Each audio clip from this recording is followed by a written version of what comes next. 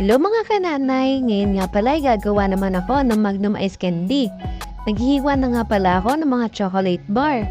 Pagkatapos niyan, ay inalagay ko na siya isa-isa sa plastic na ice candy.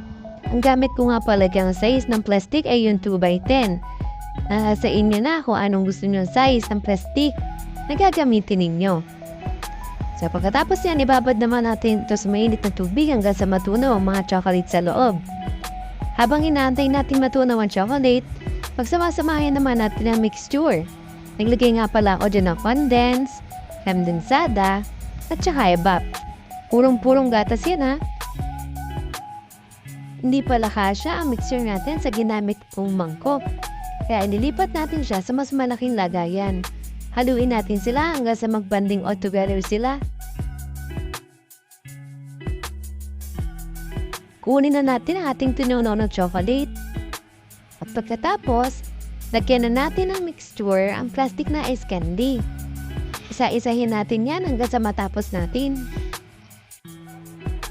I-check na natin kung matigas na ating Magnum Ice Candy. Nilagay ko nga pala yun magdamag sa ref. At ayan na nga. Sarap naman ito. Pwede nyo nga pala itong gawing pang negosyo. Bili na po kayo!